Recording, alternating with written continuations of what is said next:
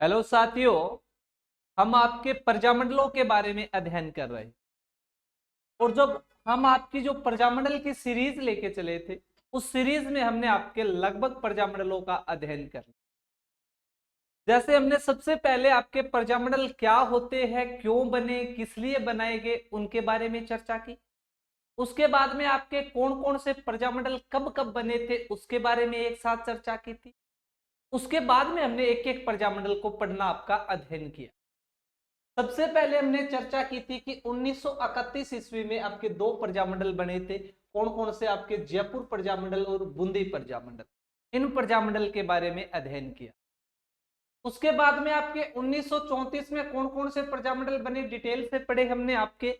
एक आपका मारवाड़ प्रजामंडल और एक आपका हाड़ौती प्रजामंडल। इन प्रजामंडल के बारे में अध्ययन किया। उसके बाद में आपके 1936 में दो प्रजामंडल बने थे। इन प्रजामंडल के बारे में पढ़ा था। एक आपका बीकानेर प्रजामंडल और एक आपका धौलपुर प्रजामंडल। फिर आपके 1938 में जो आपके पांच प्रजामंडल बनते हैं सबसे अधिक, कौन से वर्ष में? तो 38 में। कौन कौन से? तो आपके जिस प्रकार करौली प्रजामंडल, शाहपुरा प्रजामंडल, इसके बाद में अलवर प्रजामंडल, भरतपुर प्रजामंडल और मेवाड़ प्रजामंडल, इन प्रजामंडलों का अध्ययन किया। फिर आपके 1939 ईस्वी में तीन प्रजामंडल बने थे। उन प्रजामंडलों के बारे में हमने पढ़ा आपका किशनगढ़ प्रजामंडल।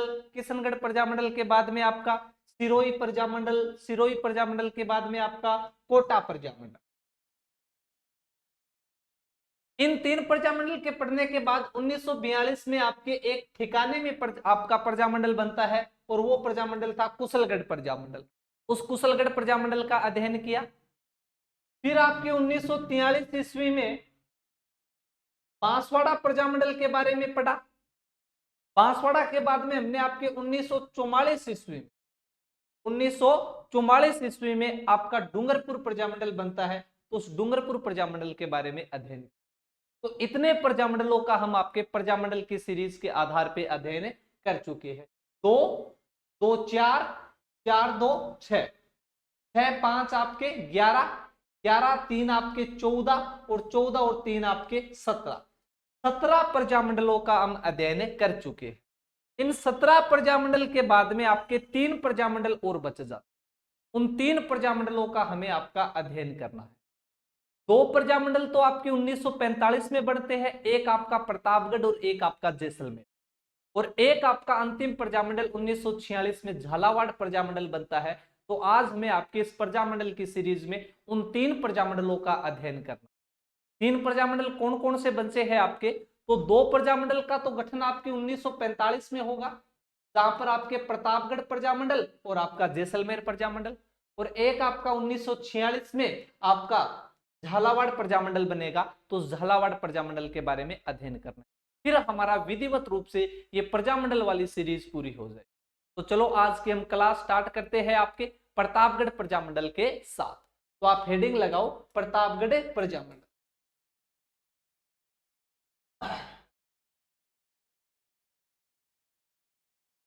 कौन सा प्रजामंडल आपका? तो प्रतापगढ़ प्रजामंडल। सबसे पहले आपके प्रतापगढ़ प्रजामंडल। प्रतापगढ़ प्रजामंडल। अब प्रतापगढ़ प्रजामंडल के बारे में क्या पढ़ना है? तो प्रतापगढ़ प्रजामंडल के बाद में सीधे सीधे एक दो फैक्ट है, उन फैक्टों के बारे में हमें आपका अध्ययन। जैसे पहला फैक्ट तो कि आपके प्रतापगढ़ प्रजामंडल का गठन कब हुआ। जब प्रतापगढ़ प्रजामंडल के गठन की बात आएगी ना, तो सबसे पहले आप याद रखोगे कि प्रतापगढ़ प्रजामंडल का गठन कब हुआ। तो प्रतापगढ़ प्रजामंडल का गठन हुआ था आपके 1945 ईस्वी। कब हुआ था? आपके 1945 ईस्वी में गठन हुआ। कौन से प्रजामंडल का? तो आपके प्रतापगढ़ प्रजामंडल का। इसके बाद में प्रतापगढ़ प्रजामंडल के संस्थापक कौन है? बस इतनी ध्यान रखना है कि प्रतापगढ़ प्रजामंडल के संस्थापक कौन। जब प्रतापगढ़ प्रजामंडल के संस्थापक की बात आएगी तो आपको तीन व्यक्तियों का नाम याद रखना, जैसे अमृतलाल पाठक, चुन्नीलाल प्रभाकर और आपके ठक्कर बाबा। इन तीन व्यक्तियों का संबंध है कौन से प्रजामंडल से? तो आपके प्रतापगढ़ प्रजामंडल। कि प्रतापगढ़ प्रजामंडल के संस्थापक कौन है, तो जब संस्थापक की बात आए तो सबसे पहले आप नाम याद रखोगे अमृतलाल पाठक। किसका? आपके अमृतलाल पाठक। अमृतलाल पाठक। दूसरा नाम आप याद रखोगे चुन्नीलाल प्रभाकर। चुन्नीलाल प्रभाकर। चुन्नीलाल प्रभाकर। इसके बाद में तीसरा आप नाम याद रखोगे, और वो तीसरा नाम कौन सा है आपका? ठक्कर बप्पा। कौन सा? आपका ठक्कर बप्पा। तो ये प्रजामंडल के बारे में अध्ययन करना है, कौन सा? आपका प्रतापगढ़। बस प्रतापगढ़ प्रजामंडल के बारे में आपको इतनी ही बातें याद रखनी कि प्रतापगढ़ प्रजामंडल का गठन कब हुआ? 1945 ईस्वी में। प्रतापगढ़ प्रजामंडल के संस्थापक कौन कौन है? तो आपके अमृतलाल पाठक है, चुन्नीलाल प्रभाकर है, और आपके ठक्कर बप्पा है। ठक्कर बप्पा का आपको नाम याद आ रहा है तो हमने जनजातीय आंदोलन में भी इनका नाम लिया था, जब आपके मीणा जनजाति का आंदोलन पड़ा था, कि ठक्कर बप्पा ने आपके जराइम पैसा अधिनियम समाप्त करने के लिए आमेर के प्रधानमंत्री मिर्जा इस्माइल को पत्र लिखा था। तो ठक्कर बप्पा के कोष्टक में लिख लेना जनजातीय आंदोलन से भी संबंधित। किससे? आपके जनजातीय आंदोलन। और जनजातीय आंदोलन में भी कौन से जनजातीय आंदोलन से? तो आपके मीणा जनजातीय आंदोलन से इन्होंने भाग लिया। तो प्रतापगढ़ प्रजामंडल का गठन कब हुआ? 1945 ईस्वी। संस्थापक कौन कौन है? आपके अमृतलाल पाठक, चुन्नीलाल प्रभाकर और आपके ठक्कर बप्पा। इन व्यक्तियों का संबंध है कौन से प्रजामंडल से? तो आपके प्रतापगढ़ प्रजामंडल। इसके बाद में अगला प्रजामंडल रहता है आपका जैसलमेर प्रजामंडल। कौन सा प्रजामंडल? आपका जैसलमेर प्रजामंडल।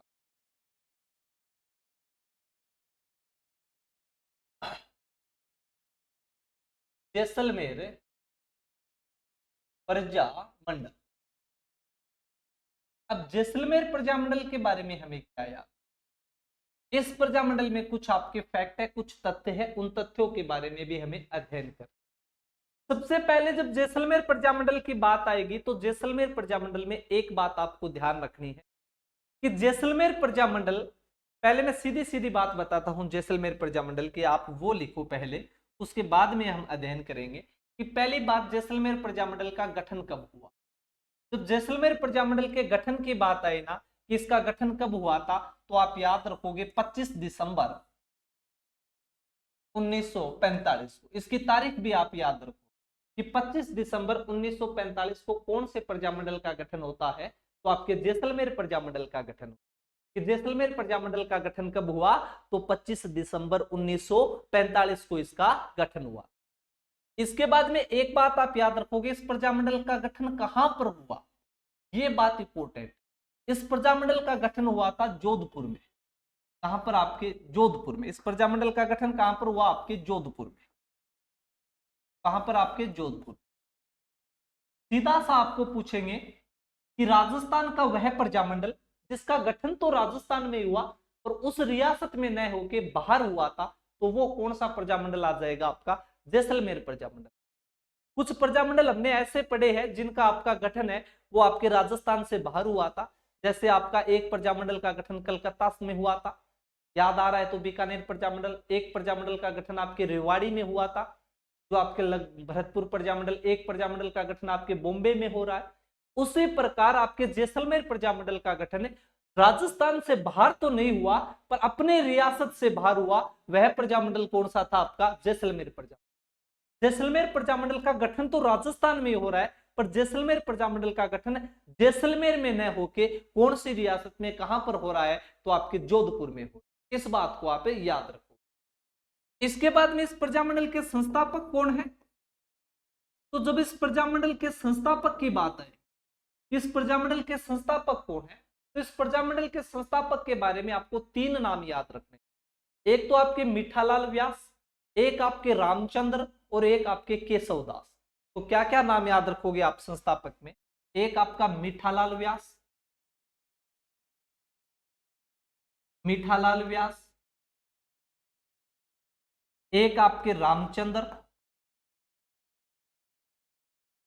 और एक आपके केशवदास। एक कौन आ जाएंगे? आपके केशवदास। एक कौन आ जाएंगे? आपके केशवदास। कि जैसलमेर प्रजामंडल का गठन कब हुआ? तो 25 दिसंबर 1945 को। कहां पर हुआ?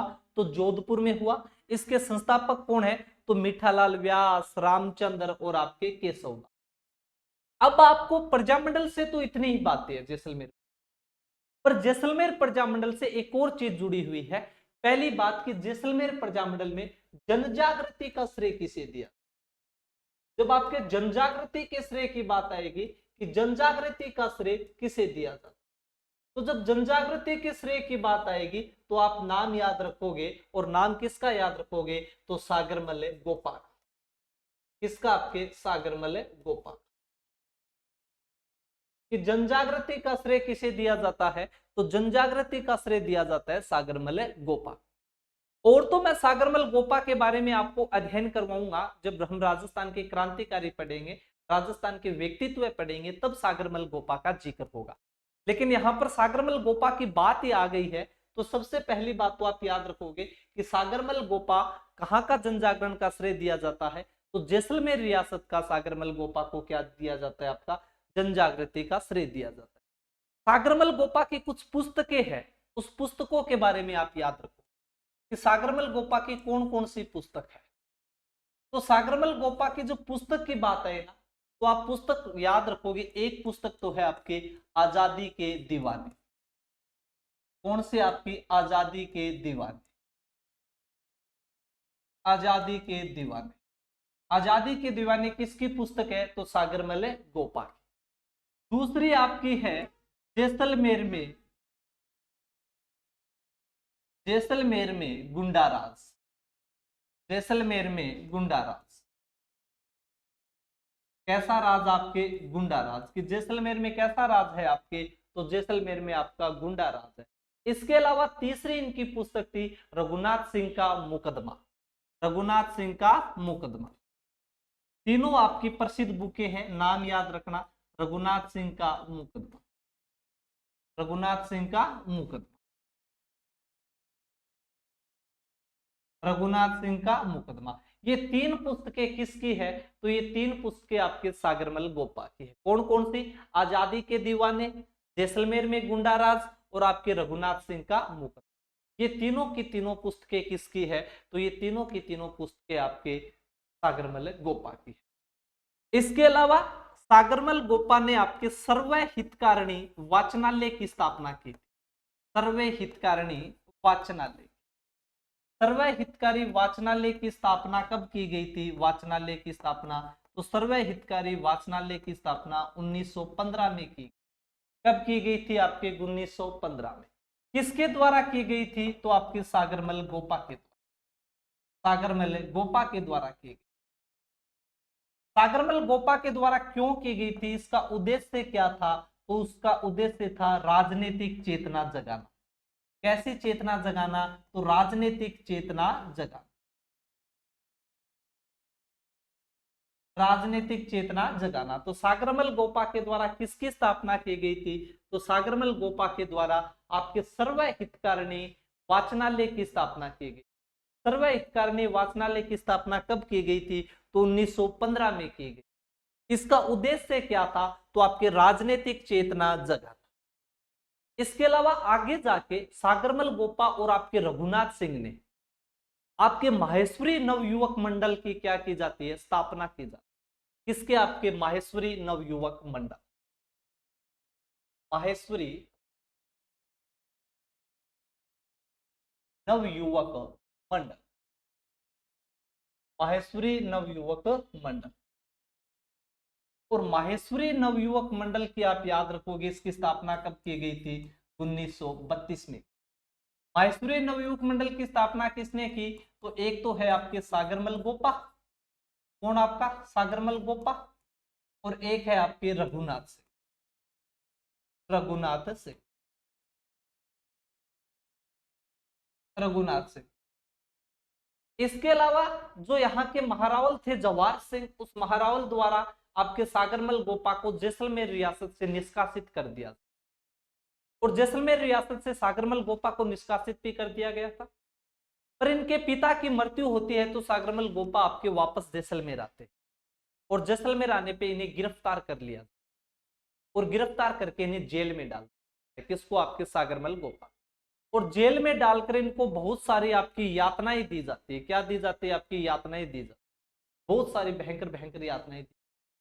लास्ट में 4 अप्रैल 1947 के आसपास, 4 अप्रैल 1947 को जेल के अंदर ही जो आपका मटिया तेल होता है, जो आपका केरोसिन तेल होता है, वो केरोसिन तेल डाल के आपको हत्या कर दी गई थी। किसके? सागरमल गोपा की। तो सागरमल गोपा को पहले जैसलमेर से निष्कासित किया जाता है, लेकिन सागरमल गोपा के जब पिता की मृत्यु होता है, जब अंतिम संस्कार किया जाता है, तो सागरमल गोपा आपके जैसलमेर रियासत आता है। इन्हें छूट दी जाती है कि आपके पिता की हत्या, आपके पिता की मृत्यु हो गई है, आप अंतिम संस्कार में आ सकते हो, भाग ले सकते हो। लेकिन जैसे वो अंतिम संस्कार में आते हैं, तो अंतिम संस्कार करने के बाद सागरमल गोपा को गिरफ्तार कर लिया था और गिरफ्तार करके इन्हें जेल में डाल दिया था। और जेल में डालने के बाद 4 अप्रैल 1947 को आजादी के थोड़े से दिन पहले आपके सागरमल गोपा पर केरोसिन तेल डालकर इन्हें जेल में ही जिंदा जला दिया।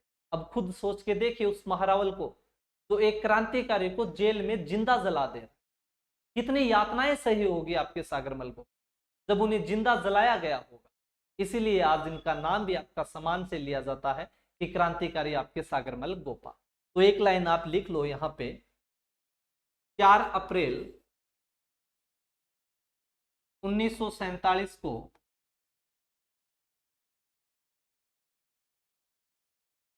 सागरमल गोपा को जेल में केरोसिन तेल डालकर, केरोसिन तेल डालकर, केरोसिन तेल डालकर जिंदा जला दिया। कैसा जला दिया गया? तो जिंदा जला दिया गया।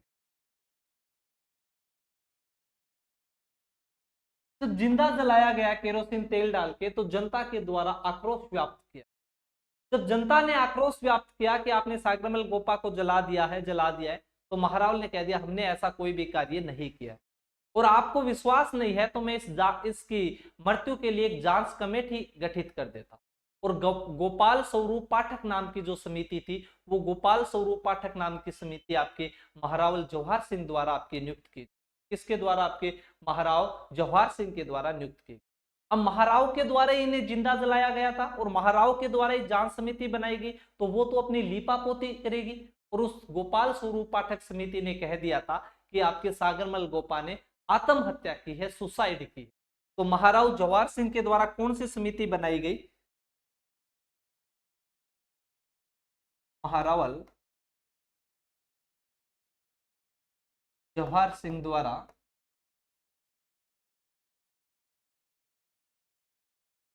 गोपा की मृत्यु पर, गोपा का मतलब सागरमल गोपा, आपके गोपा की मृत्यु पर जांच आयोग,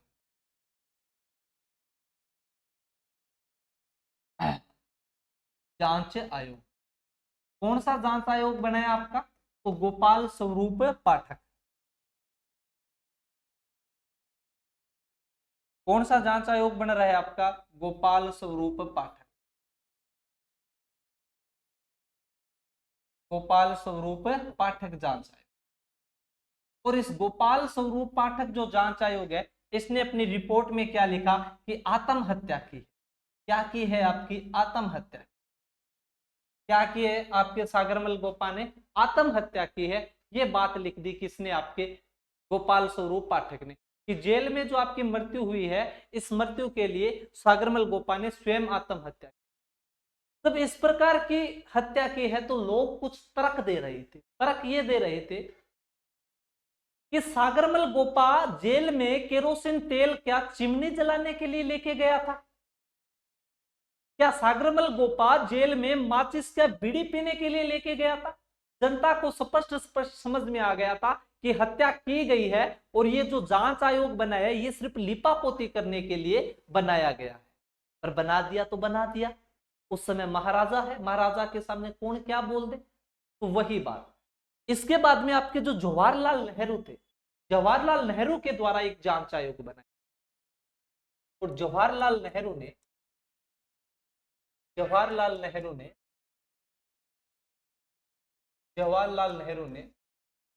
जांच के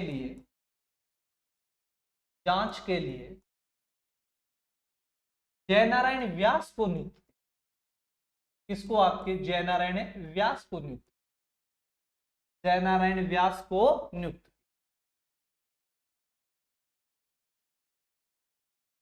किया। थोड़ा सा याद रखना कि आपके सागरमल गोपा की मृत्यु के जांच के लिए जवाहरलाल नेहरू ने किसे आपका नियुक्त किया था?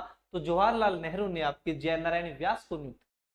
इसके अलावा देश आजाद हो जाता है। देश के आजाद होने के बाद में जो हमारे राजस्थान की इंदिरा गांधी नहर थी, इस इंदिरा गांधी नहर की जो आपकी जैसलमेर शाखा, उस जैसलमेर शाखा का नाम बदलकर किया जाता है सागरमल गोपा शाखा, ताकि सागरमल गोपा को याद रखा जाए। सागरमल गोपा को सम्मान देने के लिए राजस्थान सरकार द्वारा आपके जो ये जैसलमेर शाखा है, इस जैसलमेर शाखा का नाम बदलकर क्या किया गया? आपके सागरमल गोपा शाखा। तो लिखोगे इंदिरा गांधी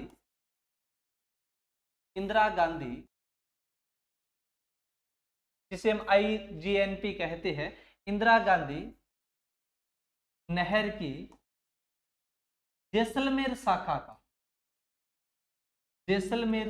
का नाम बदलकर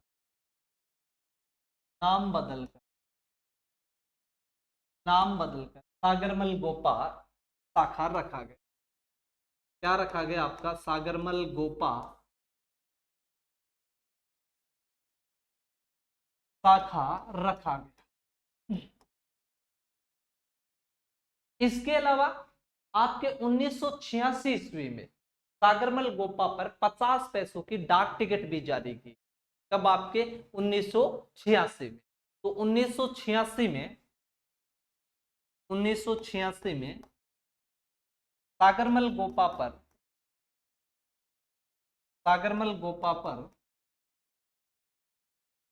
50 पैसे की डाक टिकट जारी की। डाक टिकटें जारी की। ये इतनी बात आप याद रखोगे कौन से प्रजामंडल से? तो आपके जैसलमेर प्रजामंडल। जैसलमेर प्रजामंडल के बारे में हमने आपका अध्ययन किया है कि जैसलमेर प्रजामंडल है, इस जैसलमेर प्रजामंडल का गठन कब हुआ? तो 25 दिसंबर 1945 को। कहां पर हुआ था? जोधपुर में हुआ था। इसके अलावा संस्थापक मिठालाल व्यास, रामचंद्र और केशवदास। प्रजामंडल की बात तो इतनी, पर प्रजामंडल में जनजागृति का श्रेय जैसलमेर में किसे दिया जाता है? तो सागरमल गोपा। और जब हम सागरमल गोपा के बारे में बात की तो थोड़ी सी इनकी रिलेट की बात करें कि सागरमल गोपा की पुस्तकें कौन कौन सी है? तो आजादी के दीवाने, जैसलमेर में गुंडाराज, रघुनाथ सिंह का मुख। सागरमल गोपा ने सर्व हितकारी वाचनालय की स्थापना की थी। कब? आपके 1915 में। इसका उद्देश्य क्या था? तो आपकी राजनीतिक चेतना करना, राजनीतिक जन जागरण करना। इसके अलावा माहेश्वरी नवयुवक मंडल बनाया गया, और ये कब बनाया गया था? आपका 1932 में। किस किस ने? तो आपके सागरमल गोपा और रघुनाथ सिंह। सागरमल गोपा को गिरफ्तार करके जेल में डाला जाता है और 4 अप्रैल 1947 को सागरमल गोपा को जेल में केरोसिन तेल डालकर जिंदा जला दिया। महाराव के द्वारा स्वयं पे आरोप न लगे इसलिए एक जांच कमेटी बनाई जाती है, और वो जांच कमेटी कौन सी थी आपकी? तो गोपाल स्वरूप पाठक। अब महाराव ने ये काम करवाया था और महाराव ने ये समिति बनाई, तो समिति दोष महाराव को नहीं दे सकती, इसलिए अपनी रिपोर्ट में लिख दिया कि सागरमल गोपा ने आपकी आत्महत्या की। जवाहरलाल नेहरू के द्वारा इस मृत्यु की जांच के लिए किसे नियुक्त किया गया था? तो आपके जयनारायण व्यास को नियुक्त किया। इसके बाद में जो आपकी इंदिरा गांधी नहर है, जो आपकी IGNP है, इसकी जो जैसलमेर शाखा थी, इस जैसलमेर शाखा का नाम बदलकर क्या रखा गया? तो सागरमल गोपा शाखा। इसके बाद में 1986 में सागरमल गोपा पे 50 पैसे का क्या जारी किया गया था? आपका डाक टिकट जारी। अब हम आपका लास्ट प्रजामंडल पढ़ रहे हैं, और वो लास्ट प्रजामंडल है आपका, वो है झालावाड़ प्रजामंडल। झालावाड़ प्रजामंडल। और झालावाड़ प्रजामंडल का गठन कब हुआ था? तो सीधा सा आप याद रखोगे, जब झालावाड़ प्रजामंडल के गठन की बात की जाए तो 1946 ईस्वी। झालावाड़ प्रजामंडल का गठन कब हुआ? आपके 1946 ईस्वी। झालावाड़ प्रजामंडल का गठन तो 1946 ईस्वी में हुआ था, पर इसके संस्थापक कौन कौन है? तो जब संस्थापक की बात आएगी ना,